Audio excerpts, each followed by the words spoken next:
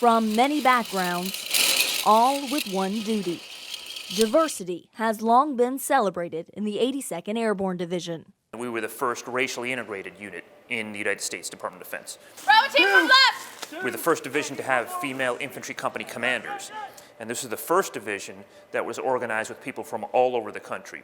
Here at Fort Bragg, the AA stands for All American.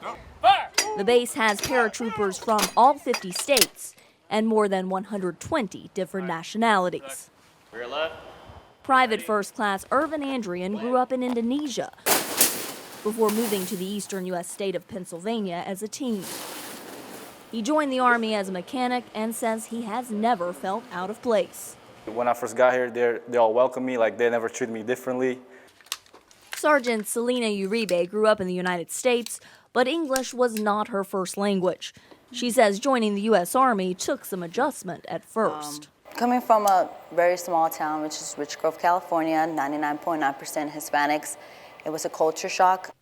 Now, she and her colleagues from culturally homogenous areas say they embrace the differences within their division and have grown from working with those from various backgrounds. I've met some very amazing people and has opened my eyes to a lot, and I've gained a lot of wisdom through those people. And I've made lifelong friends. His comments come as the country is embroiled in a political debate over immigration and racism, recharged by controversial remarks by the president. While the soldiers here at Fort Bragg tell me they have not experienced racial discrimination in the military, one said he worries about the day when he retires, and he has to step off this base and start a non-military life. I don't see any camaraderie in the civilian world coming. I don't know what would trigger that, but we don't seem to be getting any closer.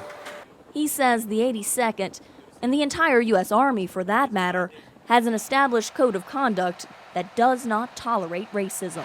You feel safe in some aspects being in the military because you have these rules to help protect you and make it equal. That's why I love it. That's kind of the reason why I joined.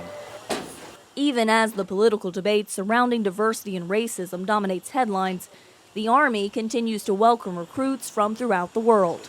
Good fuel? Yeah, it's good. Staff Sergeant Alfred Kollie fled Liberia and lived most of his life in a refugee camp in Ghana. He now leads a 20-soldier fueling team for the 82nd. As a child in Africa, seeing all the chaos and death and destruction, I felt to myself that I owe the world to be part of something good, not something evil. His goal, like the rest of the 82nd Airborne, is to serve and protect, regardless of race, gender, or ethnicity. Carla Babb, VOA News, Fort Bragg, North Carolina.